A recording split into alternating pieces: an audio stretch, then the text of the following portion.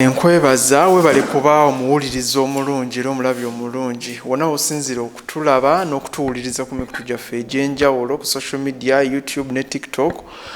Nkwebaza gwe ninako set ye manager owa Maria Flow Hotel gye mumanyi obulungi wano mu kibuga Masaka. Nze Fiiki ngenda musaba abeere nga atweyanjulirako ate n'oluvannyuma tutandike emboozi yaffe ey'olunaku luno olwaleero. Ssebo nsanyusa okusinkana. Nange nsanyusa nnyo okulaba mwami Fiiki. Bulungi ssebo, osiibye otya ssebo? Nsaba abatulaba n'abatuwuliriza obambuulizeeko obeeyanjulire mu bitiibwa byo byonna ssebo. Abatuwuliriza bonna n'abatulaba yonna gye muli, erinnya Nakibinge Ivan Omulangira, manager Maria Flow Hotel e Masaka. Nsanyusa nnyo mwenna okubalaba era njagala mutugoberere nga tutambuza ensonga eno. Yesebo. Kati nnyo manager, ebyafaayo by'ekifo kino bingi nnyo naye emabegako omwaka gwe sijjukira bulungi twawulira nti yali nannyini ekifo kino yafa. Embeera eyo yali etya era kati nnyo osobola okutusunirako paka wano we tuli okuva ku mbeera eyo. Neyanziza nnyo ssebo kozi kanveeko emabega katono. Ekifo kino kyatandikawo mu July 2006 era nga twatandika ne rooms 8. Zaali nnyumba 2 initially. Awali reception yali garage. Mu bufunze twalina ennyumba 2 nga wakati waliwo garage ezigatta. Garage eyo ne tugikolamu reception, zino ennyumba 2 ze twatandikirako hotel. Reception eno yennyini gye twogerako eri wano? Yes sebo, reception eyo gye twogerako eri. Wano we wasooka wano we tuli? Zino ennyumba 2 enkadde we wasookera ddala Maria Flow we yava. Gaali maka ga muntu? Zaali nnyumba, gaali maka ga muntu. Zaali nnyumba 2. Muzeeyo yali yazigula n'aziddaabiriza nga zirimu abaali bazipangisa. Kati Muteesa One Royal University bwejja neggulawo Ssaabasajja Kabaka nga asiimye n'agituwa n'ajja akolemu hostel, kyekyali ekirooto kye. Nnyumba ze nga yagala zifuula hostel. Kati awo we tujjira nze njoyininga Maria Flow mu 2007. After 1 year. Naye nga nsangawo manager yaliwo baali bamuyita Ben Wanzira. Ben Wanzira ye yajja n'asaba muzeeyi omulimu nti ayagala muno gwa hoteri. Muzeeyi n'amubuuza hoteri eri ludda wa? Kooli n'amugamba nti muzeeyi wano hoteri weeri. Kati muzeeyi n'amugamba ka nkirowoozeeko. Awo atandikira okufuna ekirowoozo ky'okukola hotel. But initially yali nga planning akola hostels. Kati muzeeyi oyo ayitibwa Atanasi Bazeketa yali ayagala nnyo Maama Maria era nga obulamu bwe bwonna n'omuntu wa sapule tasobola kuzuuka kufuluma room ye nga tasabye ku sapule. Kati bw'afuna ekirowoozo kya hotel n'alowooza erinnya ery'ogituuma. Ekyasooka omujjira mu mutwe Maria nga Maama Maria. Ekyokubiri nti ate ne kijja kikwatagana nga mukyala we nga naye Maria. Kati ate nga omu ku bawala we nga ye Florence. Kati n'ajjamu Maria Flow nga kiva mu Maria ne Florence. Naye nga Maria okusookera ddala Maria owaffe yennyini Maama. Bikira Maria. Maria azaala Yesu Kristo. Yesebo. Kati eyo gye kiva okutuuka wano we tuli. So Maria ayogerwako ye Bikira yennyini soono omukyala? Maria ayogerwako ye Bikira Maria yennyini. Florence ye yali? Florence ye omu ku bawala be. Va Maria Flow. Erinnya Maria Flow. Okay. Yesebo.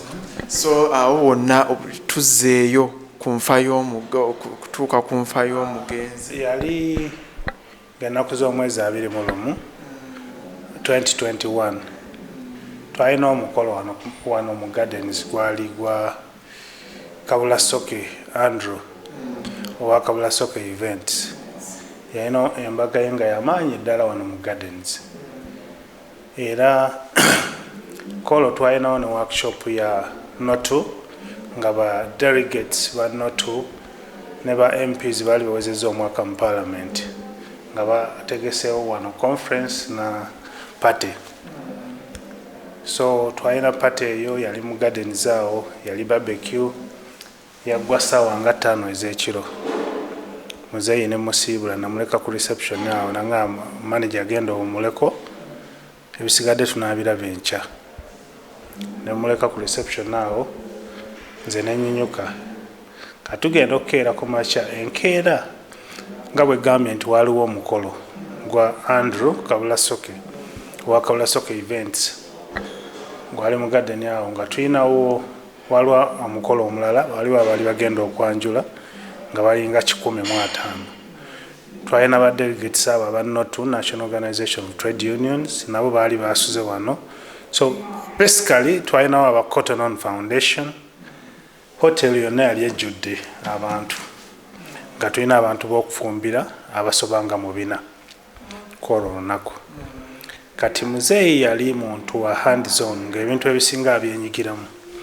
Kati we twabaga n'abantu abo abangi yakeeranga mu katale ng'alina omuwala gwakeera naye mu katale.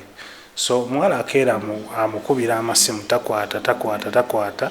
Of course nze nali up and down mu kuorganizingira abantu different events. We had like 4 events on that day. Nga up and down. So omuwala atuuka ngamba muzeeyi mukubira amasimu takwata nkuba amasimu takwata. Nga mugamba nti omanyi muzeeyi watakwata ayeka yakooye nnyo engeri gye twamulese wano ng'akyatudde anyumya n'abantu. Kwekeera genda mu katale okole emirimu tunaamulaba edda. Kati omuwala ng'ainsistinga ng'ayambuka waggulu kukonkona ku ruumu ya muzeeyi. Agenda okukonkona ku ruumu ya muzeeyi tawulirayo kanyego. Kati agenda okukwata ku loggi ng'alengera muzeeyi yagudde wansi. Najja ng'adduka emisinde nannona ne twambuka babiri. Tugenda okutuukayo nga kituufu muzeeyi yagudde n'akubawo omutwe. Kwegamba ndooza pressure yalina pressure ng'emutawaanya ebiseera ebyo. Ate ng'alinamu n'akuuma k'omutima. Omutima gwali mulwadde nnyo nga bamuteekamu akuuma bakayita peacemaker. Kati byali bimutawaanya pressure n'omutima nga byonna birwadde. So twagenda okutuuka mu room nga yakubyewo omutwe wano mu maaso bw'ati wansi nga n'omusaayi weeguli awo. So kye nakola nakubira Dr. Kabugo ne mugamba aleeta ambulance tusanze muzeeyi yagudde wansi. Dr. Kabugo najja n'amupiikinga. Temunnamukwatako okumanya nti oba yafudde oba? Tunnamukwatako naye nze olwamulabako bwe nti na suspectinga kuba nali manyi nti abadde mulwadde for some time. Nakubira Dr. Kabugo sinakubira na mwana we yenna. Dr. Kabugo najja n'amugyawo n'atugamba nti muzeeyi yafudde dda. Nendyoka nkubira abaana be ne mbayita ne mbabikira nti muzeeyi afudde. So ye process eyo yaliwo mu kiseera ekyo. Kaali kaseera kazibu nnyo eri ffe naddala nze ng'omuntu yali awagadde ne muzeeyi emyaka egiwera. Naye tusaba Mukama yonna gy'ali amuwummuza emirembe. Byonna ebyamusobako. So omutima ne pressure yali amaze nga bimutawaanya oluvannyuma lw'ebbanga ki? Byali mutawaanya for some time. So byebyagira ebyamuleetera obuzibu ebyo. So postmortem report oba omusawo yagamba ki? Era kyali related question nti omutima gwasirise. Omutima gwasirika. N'atendewalirwa n'ava ku kitanda n'agwa. Yali mu katebe ndooza yawulira ng'obulamu bugenda n'agezaako yalina entebe akatebe ke mu room. Kati twamusanga yagudde nga akatebe kamuliko bwe kati ku mugongo. Waliwo ebigambo ebyayitingana ebiseera ebyo era ndowooza nakati wakyaliyo abakyalina endowooza eyo nti okuva omugenzi lwe yafa ebintu byadobonkana mu Maria Fulo tekyalinga bwe yali luli nga waali. Abantu abasinga obungi kye baali balowooza baali basuubira nti muzeeyi kavuddewo hoteri egenda kudda emabega oba egenda kuyimirira olwokubanga muzeeyi yali very active yali musajja ayaniriza abagenyi nga musajja muntu w'abantu nnyo ng'ate talina kirasi yonna oba oli wa wansi oba waggulu oba kategori ki abantu bonna yabaaniriza nkyenkanyi naye muzeeyi nali nkoze naye ebbanga ddene nga bwe gambye nti nayingira wano mu 2007 so bw'otunuulira okuva mu 2007 mpaka 2021 we yafiira mu May so kyali kiseera kiwanvu nnyo yali antraininze nnyo nali so close ne muzeeyi twava mu kubeera nti mukama wange nga twava mu kubeera nti muzeeyi wange naye nga twafuuka ba Luganda twafuuka ba mukwano yali antraininze ebintu bingi nnyo era abantu abasinga baali beeraliikirivu nnyo abalowooza hoteri egenda kudobonkana services zonna zigenda kwonooneka ebintu bigenda kufa naye ekyamazima buli muntu ali surprised abantu abasobodde okudda ne batuukako ku hoteri yeeyongerera eddala okugenda mu maaso era bintu bingi byetwongeddeko bw'otuuka muzeeyi we yaleka hoteri ne weeri kati buli muntu yenna yali customer waffe ebiseera ebyo ng'akyajja ajja n'atwebaza buli muntu atwewuunya okulaba engeri gye tutambuzaamu emirimu naye nga ekireese ekyo nti muzeeyi twali so close n'atuyigiriza emirimu mingi nnyo ekyokubiri nti muzeeyi yasomesa abaana be olw'okuba baasoma be bantu bonyonyola ekyetaagisa ne bakitegeera tukwatagana bulungi kati ekyo kyatuyamba nnyo okulaba nti tetuddirira ne tugenda bugenzi mu maaso n'ekyokubiri nga balina exposure batambuddeko baddeko mu buli nsi bagituuseemu bamanyi ebintu ebirungi era kakasa nti hoteri ye muzeeyi we yagireka yeeyongeddeko ate ekyatambulira ddala kugenda mu maaso yesebo atulaba era atuwuliriza mubuulireko ku services za Maria Flow kubanga oli bw'abanga tabadde mupya mu kifo kino nga yali azzeewo ajja kukkiriziganya nange nti kifo kikozesebwa mu kutegeka ebivulu n'emikolo ate waliwo ne services nti waliwo ebyensula nga hoteri endala zonna ng'oggyeko ebyo tubuulire in depth services zammwe ziri zitya?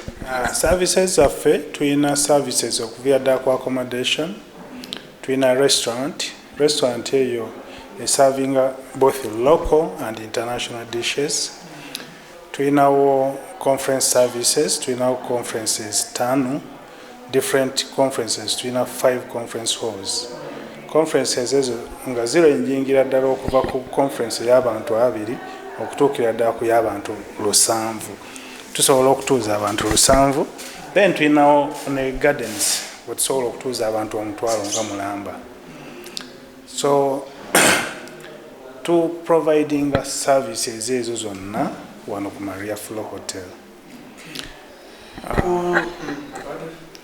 kyembadde nyongerako nti tulina rooms currently tulina room 102 rooms zonna ziri self contained tulina categories okuva ku single rooms double rooms deluxe executive suite then tuba ne president suite so we have different categories of rooms zonna zirimu wifi hot running water zirimu DSTV tuli mu kuzimba current ekizimbe ekipya ekyo twagala kusaako restaurant eri modern restaurant ku kizimbe ekyo kugenda kubaako gym kugenda kubaako sauna kugenda kwongerako conference halls endala tuwere nga tuwezeza conference halls 6 yesebo temunalowooza ku kyengeri nga ya nkiyite ntya something like PlayStation wabeera maybe oba abavubuka bebatera okwagala ennyo pool table kakati service nga ya pool table mu hotel nga wano tetusuubira giteekawo olw'ensonga nti tulina reputation etukuumidde waggulu nti bukyanga hotel gulwamu 26 tetubbibwangako kintu kya customer kyonna okugeza ga laptop masimu biki ebyo naye ng'ekituleetedde ekyo nti tulina kategori y'abantu gye tugezaako okweeliminatinga kati abantu ng'abapuulu abo bw'oteekawo puulu oli ajja na sente za koyini emu ne obanga koyini ogitunda 15 naye najja n'omuyolero gw'abavubuka abalala abatalina byakukola ne basiiba olunaku lulamba bali ku puulu kati abantu abo be batera okutwalatwala obuntuntu be batwalatwala obuntuntu bw'abantu kati n'olwekyo twatunuulira nga yo nga pool table tetugirowoozaako naye nga at least tutunuulidde services nga bwe gambye nga gym tutunuulidde services nga sauna aerobics anaatera okutandika so ebyo byonna bigenda kuba ku kizimbe ekipya swimming pool nayo tugirowoozaako tulina emanjo eno wetwagala okukola expansion wetwali tulowooza okussa swimming pool naye nga swimming pool ku local area gye tulimu ekitundu kye tulimu kino bizinesi ekyali wansi nnyo maintenance cost tebagitegeera bulungi so bw'omala gazimba swimming pool olw'okuba oyagala beauty eyinza obutakolera nnyo yinza okwesanga yensonga lwaki bannaffe abamu abazisookamu abazimba zamaliriza nga zifudde ne zibalema okumaintaininga nti abantu betulimu ekitundu mwe tuli siye service gye bettanira ennyo yesebo ate nga ffe tukola ebintu bye tukolera bantu bw'okuzimba ekintu nga ozimbye gwe ky'olya ky'oyagala ku mutima nga totunuulidde bantu b'okizimbira ebiseera ebisinga bizinesi ezimu zisanze nga zitomereddewaawo. Okay, manager, ku services zino zonna z'otumenyedde tetwagala nnyo okutunula mu nsawo ya Maria Flow naye oyinza okutuwa ekifaananyi ku wa ewasinze maybe okutumbula ekifo mu mbeera bw'etyo. Nayanziza nnyo. Garden zituyambye nnyo okutumbula ekifo kuba tubeera n'ebivulu. Maria Flow Hotel emanyikiddwa nnyo mu nsi yonna mu Uganda mu Masaka ng'ekifo ekitegesi ky'ebivulu. Ekimu ku nsonga lwaki ekifo ekyo kijombirwa nnyo okusooka strategic location kiri wakati wa Nyendo Masaka town kijjawo emikyabakoza kiri mu center wa towns eziriikiriza Masaka nti bw'oteeka ekivulu ku Maria Flow kyanguyira nnyo abantu okujjawo okutuukawo versus oli nga akitadde bali w'ekibuga. Ekyokubiri ekifo kigaze ekimala. Ekyokusatu tulinawo parking nene muko kwa tulina extension eri empya kati eyo yonna tugikozesanga parking. Ekyokusatu nti kiri enclosed diameter wall twagizimba nga mpanvu bulungi nga eri sekiwa ne tugiteekako ne sekanyolya seng'engo oyo nti omuntu bw'ajja mu kifo kino nga waliwo omukolo gwonna oba kivulu oba mbaga oba pate abeera awulira ali sekiwa ali mu kifo ekituufu. So ebivulu ebyo bituyambye nnyo kubanga ekyamazima tetuva ku radio na TV buli kaseera baabalanga Maria Flow naye nga ate si kyekisinga otukolera ssente. Ebivulu badde ngamba nti ate kati already tumaze okutunula mu nsawo ya Maria Flow nti ebivulu ke bitaggowa era kyetulinga ababala mu kivulu kyekyo advertisement oyo naye bwe tudda mu bya ssente ebivulu tebiriimu ssente n'akatono kubanga venue tugikyajinga $3.5 naye overheads eziri ku kivulu almost ssente ezo ziggwawo kati omutegesi w'ekivulu yasolooza omulyango yakola ki yakuŋŋanya ssente gwakuwa $3.5 oba akuŋŋanyiza $7 oba 8 ssente ziba zize teziba zizo. N'olwekyo be bafuna ennyo mu kivulu. Ffe kye tufunamu ennyo ekitutegesa ebivulu advertisement kutulanga okwo kutusinga okutunuulira. Yesewa. Maria Flow speciality yayo esinga eri mu conference. conference services ezo zo kyekimu ku bintu ezo ze tusinga okuconcentratingako ennyo gisebo. So speaking about ebivulu, okay, nikatwogerere wamu n'emikolo kuba gibeerawo. Anabookinga Maria Flo ng'ayagalawo ekivulu oba okutegekerawo omukolo gwe, akikola atya era akikola mu bbanga ki? Kakati anabookinga Maria Flo okusookera ddala si buli muntu nti tumuwa ekifo kino. Olina okuba nga olina emitendera mwolina okuyita. Egimu ku mitendera olina okujja n'obukakafu nti abayimbi oba artists bogenda okubookinga olina evidence nti ddala oli mu contact nabo.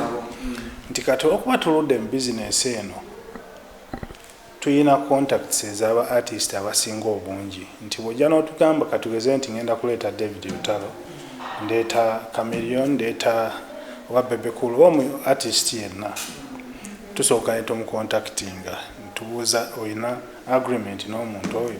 Bw'oba togirina tukuadvisinga nga tetunnakwata ssente zosooka ogende otuleetere agreement no artist oyo gw'oli mu kulanga. Bw'omumala okukkaanya ne artist, ekyokubiri ekisingira ddala obukulu tusobola okukkaanyaawo ne tukwatayo deposit. Deposit bwe tukwata alina kuba 50% of the 3.5 million eza venue.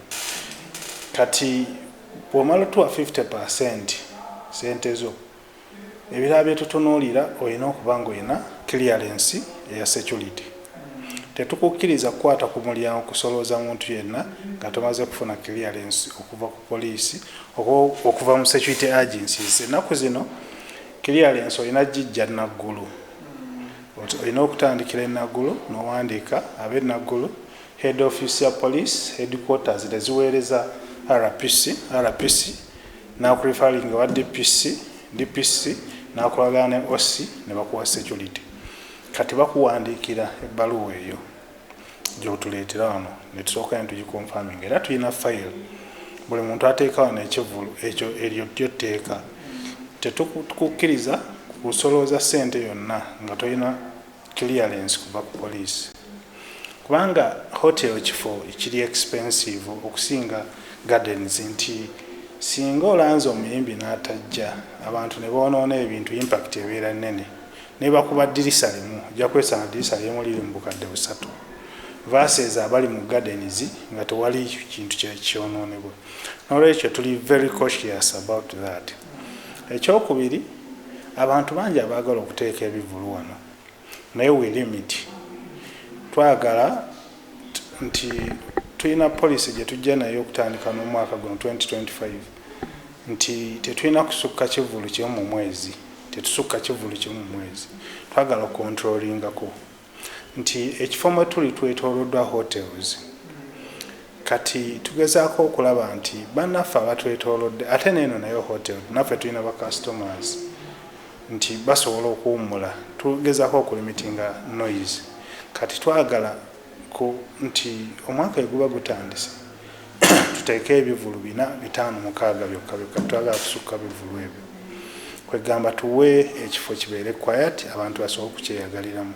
Kubanga abantu balowooza nti ebivulu birimu ssente, naye ate ebivulu ebiseera ebisinga bitufiiriza nnyo ffe ng'abamahoteri nti olina ekivulu bakasitoma abo abasula abasinga obungi tebajja olwa noise y'ekivulu.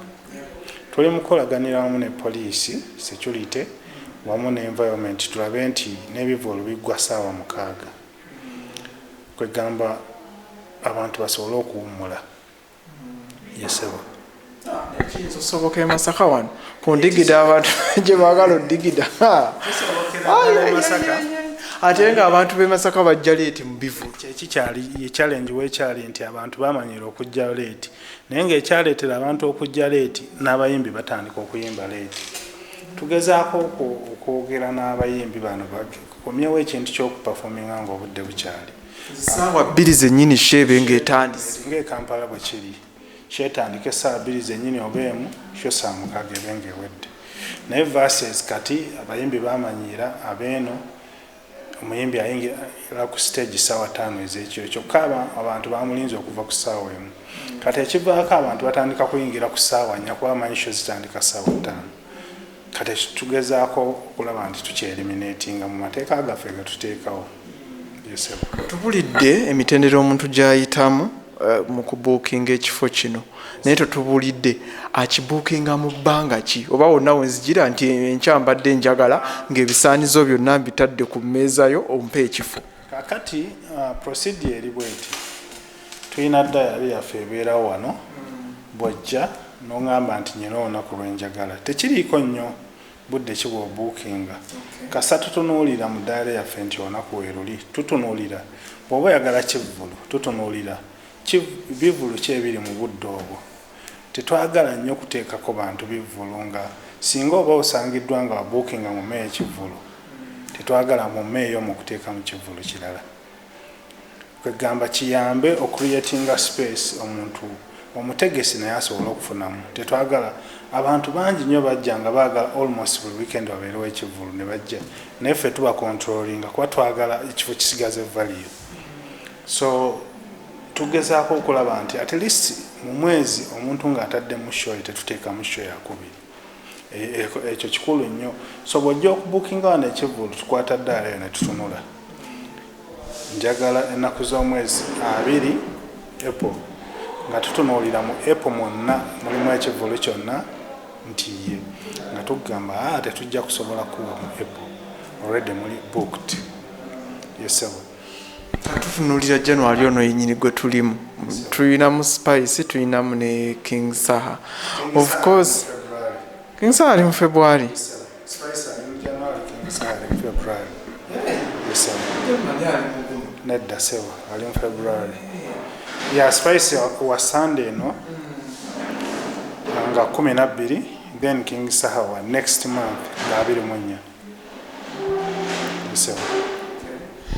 So wali ofunyeeko instances nga omuntu yategeera nti gundi ali ku date eyo naye of course mu music industry mulimu entalo nnyingi oli najja nga yagalira ddala date eyo oba n'ofunayo nga babiri nga baagala date eyo ezo embeera nali nzifunye naye ffe wano tulina poliisi yaffe nti singa omuntu ajja n'abuukinga ku kifo kye ne bw'abeera ani tuba tetukyagaba kifo ekyo ne bw'omuleeta ng'afaanana atya n'olwekyo nze ngenda bba 3 nze ngenda bba wa 5 bw'otuwa miliyoni 10 ng'oli yateeka ssente ku lunaku lwe kalube nga lwambaga agwagala kuleeta kivvulu ng'embaga katugeze ekivvulu tugenda kutunda omwenge n'ebyokulya ate embaga tetugenda bitunda ebyo kasita okomitinga ku lunaku lwo n'oteekako akasente ne tukakwata etukolera risiiti yaffe tetusobola kugaba lunaku lwo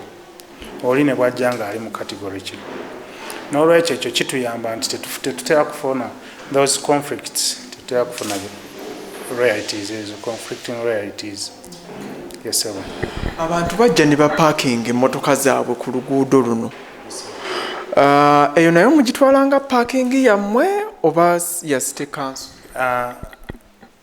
bwe tuba n'ekivvulu tuwandiikira poliisi naffe nagambye n'abategesi bennyini ekimu ku bukwakulizo atonatandika kusolooza olina okufuna clearance ku poliisi kati ebimu lwaki tuleeta poliisi wano okutuyambako okukuuma ebintu by'abantu nga bali mu kivvulu era katonda akyatusaasidde nti wano ku Maria Flow mu myaka gye tumazeewo egigenda mu 18 twali gwe baali babbyeko ba piki oba mmotoka oba kikyonna nti security tukitwalanga first priority ku bivvulu oba ku mukolo gwonna tusaba olukusa ne batukkiriza okupaakinga ku kkubo okwo tegeeza ne poliisi ekuuma ebidduka ebyo mmwe mugisasula oba promota agisasula naye naffe tugyongerako tuleeta poliisi tuleeta reserve force ate ekisho bwe tulaba nti amaanyi oluusi n'amagye tugayingizaamu ne tubasaba support tusaba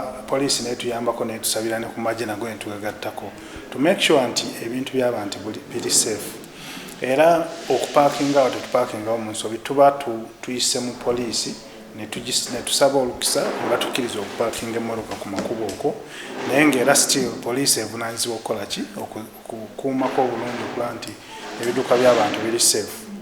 Era ennaku zino twaintroducingawo nti bwe tuba n'ekivvulu bano aba bodaboda zonna zo zipaakinga munda naye tuba n'ekitabo buli bodaboda eyingira bagiwandiika n'agireese n'ennamba y'essimu say that bwe zituuka okuvaawo luli edda wabangawo obuzibu bwa bodabodas ezo naye Katonda atusaase netutabufuna wano naye bwe zituuka okuvaawo buli muntu ajjawo boda ng'amaze mukiryalinga okuva mu kitabo tosobola kujja n'ojjawo bodaboda ya muntu osanga ekivvulu nosanga bodaboda nga ziriwo nga 2 naye buli bodaboda bagiwandiika neyagireese n'ebimukwatako era basooka mukiryalinga okujjawo bodaboda ye. So security mu mikolo gyonna tukitwalira ddala nti kikulu nnyo.